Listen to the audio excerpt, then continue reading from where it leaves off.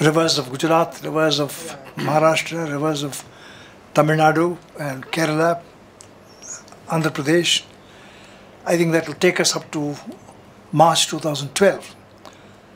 I think in all perhaps a dozen programs.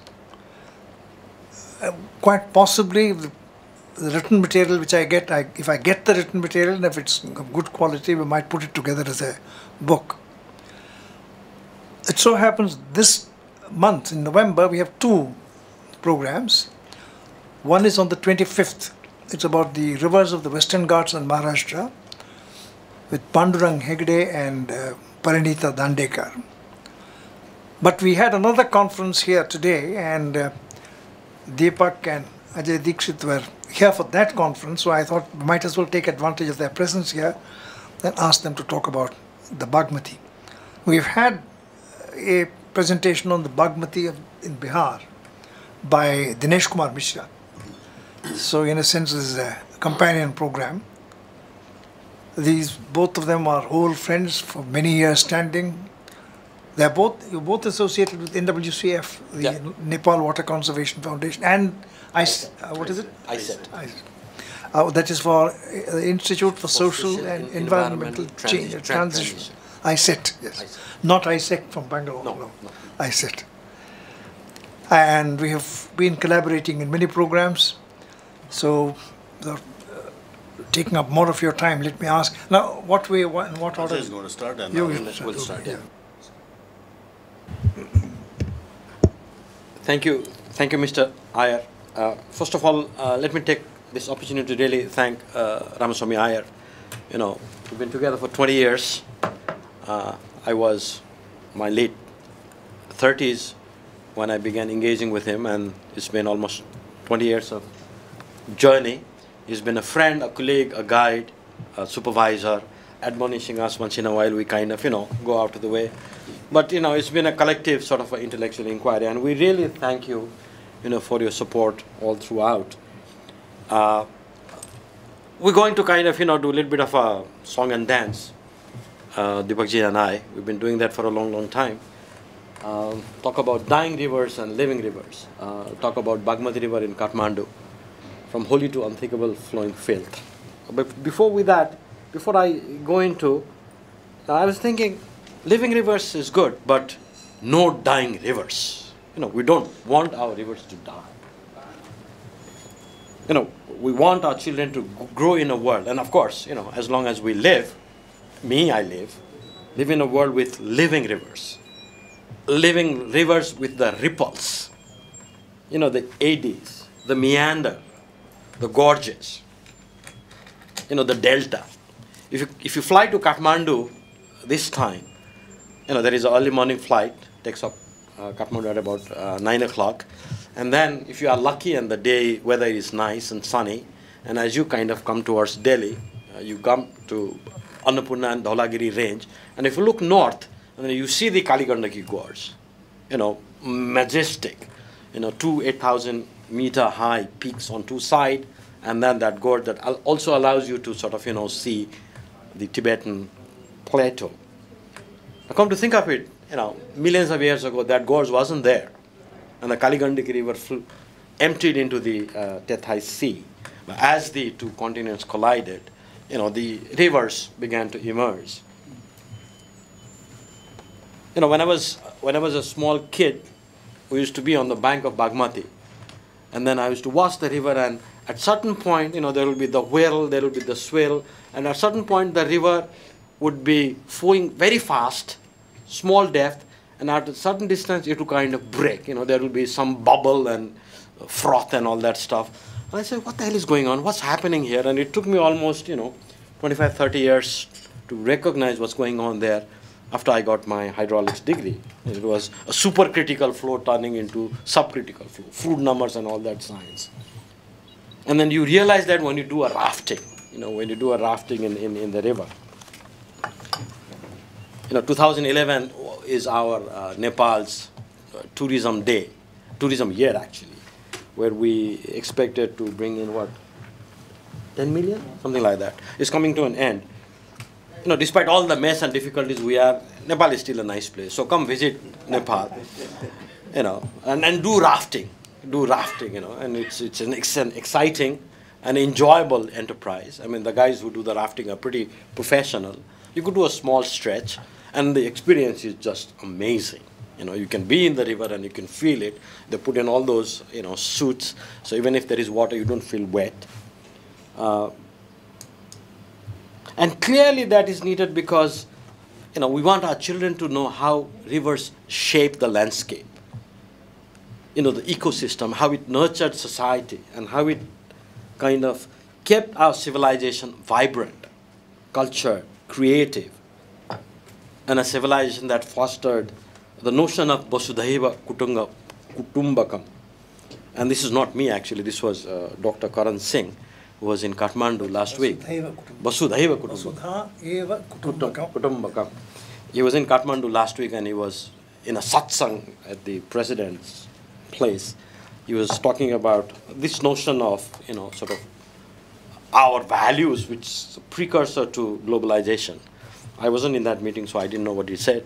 You know, talking with some of the friends in president's office to get the audio tape, but nevertheless, you know, this notion of this civilization. And then in Kathmandu, we talk about Bagmati civilization, but unfortunately, the river in Kathmandu is turning into, from a holy Bagmati, into an unflowing, unthinkable flowing filth. Just to take you through some of the, you know, no, thank you, some of the physical stuff. You know, it's a rain-fed river. No, thank you. This one. About 600 kilometers square, up in the mid-hills of Nepal. It flows into Bihar, joins the Kosi, receives about 1400 millimeter rainfall in a year, about 2000 millimeter on the ridges. It's a rain-fed river, so therefore very low flow. You know, in April, you know, the flow could be 400 liters per second. That's nothing. You know, it will be almost a dry river. Typically, the river flows the rainfall pattern. We get monsoon rainfall, so river flow follows that pattern. The photograph below is Pashupati, you know, east of Pashupati temple, Arya Ghat, taken in 1920 by a National Geography, a photographer, National Geography. As you can see, the river flow is pretty lean. There is this sort of a temporary diversion created to channel rivers toward the Ghat, so that the ashes that's burned in the river could be sort of offered to the river. And this is 2009. You know, not much change. The river flow, Pashupati, yeah, not much change. Little more activities on the funeral parts. But the character of river 70 years ago and today, not much different. Kathmandu was a lake, you know, as the lacustrine formation of the valley. And the Swayambhu Purana says Manjusri sort of cut the Chobar gorge and drained the valley, drained the lake, and then settlements began in Kathmandu. The early settlers actually built homes on the lower slope. They used springs and then the portion of the river in the upper reaches. But as the settlements moved to the valley floor, they began building what's called Dungya Dhara, stone water spouts. You know, the red spot in that map, that's the ring road of Kathmandu. It shows these red spots, which were the Dungya Dhara, the stone water spouts, sort of rectilinear pit that you about 30 to 40 feet deep, and you have a spout from which water flows. Just sort of a cultural artifact as well as something that meets functional need. Some of these units would be as old as 1500 years, but then, you know, the rising march of urbanization and urban growth has almost damaged most of these ancient artifacts. And they were fed by springs and then delivered through underground surface channels. And the state-built canals called Rajkulo basically tapped the upper stretches of river close to the mountains and then the river, the Raskulo brought water for irrigation, which recharged the aquifers and the ponds and these spouts, the Dungadaras. Now, over the last 60 years, Kathmandu has really expanded. You know, the table on the left side shows the numbers, you know, from about 400,000 in 1951 to about 2.6 million in 2011. And that's the population of the valley. And there is huge transient population. And that's kind of reflected in these red indications, the built-up area from 1976 to 2009. And Kathmandu has turned into a concrete nightmare. And we had an earthquake 2 months ago. If that had lasted for another 20 seconds, perhaps we would have begun to see, you know, lots of damage. But fortunately, that didn't happen. But then seismologists talk about Kathmandu being a city or a rubble city in the waiting. As you can see, a lot of these blue dots that you could see in the earlier charts is almost gone. So it's all sort of concretized landscape within that core area. And then, of course, when I came back in 1981 after my master's, this is a section of Bagmati, and as you can see, the upper section of Bagmati is sort of 1981, still pristine. Almost 20 years later, in 1993, about 12 years later, they're beginning to get encroached. And in 2001, both sides, they've been canalized. They've been huge kind of commercial development, and the character of the river has kind of gone transformation. And then the river continues to degrade a number of factors. The water is diverted upstream to meet drinking water needs, a little bit of irrigation, disposal of untreated liquid waste. Kathmandu used to have factories, leather factories and others, but last 20 years, some of these factories have been located outside. Some have closed. So majority, the bulk of the load in the river is biological. So in that sense, you know, it could still be salvaged. And there is massive disposal of solid waste.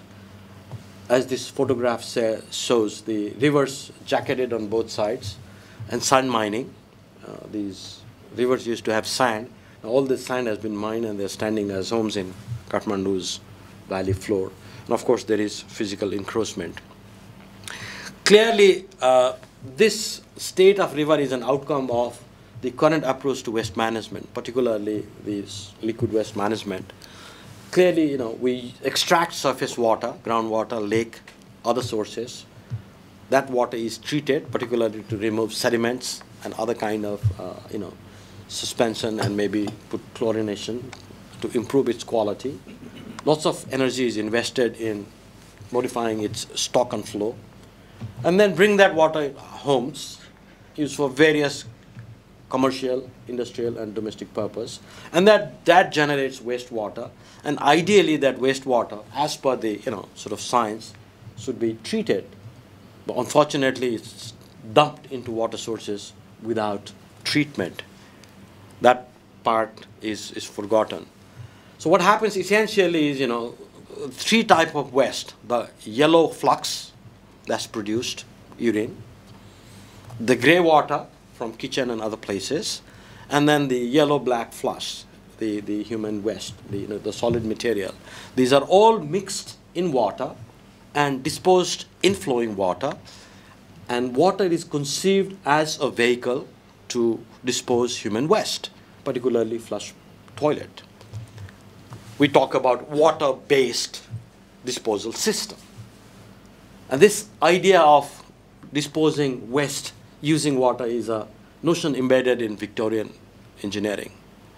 It was during Victorian era when the flush toilet idea emerged, and then it got us human civilization into a kind of a technological lock-in. And clearly what has happened is this normal hydrological cycle that we understand, that we teach, and that we study, that water essentially rises up from ocean due to evaporation, then wind brings it on the continent where it reaches height, cools, comes down, or encounters landmass, particularly mountains, and then converts into precipitation, snowfall or rainfall, and then you go through this interception by vegetation, and then infiltration, interflow, percolation, and into groundwater, into rivers, and then back to ocean. And then this cycle continues, is the sort of a understanding, the science, not just the Western science, but also the Eastern explanation of hydrological cycle. That is changed now. That notion of hydrological cycle has altered. We have evaporation, rainfall and snowfall, groundwater aquifers and rivers and lakes, and there are pumps and diversions, barrages and dams and reservoirs. We use water for irrigation, for water supply, for industries, for hydropower, for others, urban area, rural area, and then that generates wastewater. We have waterlogging many places, but wastewater is not treated, and then it goes back to the river. So the character, the natural character of water, as we understand, has gone fundamental transformation, and perhaps this gives us an idea of beginning to think about how we change, how we get our rivers into their living forms.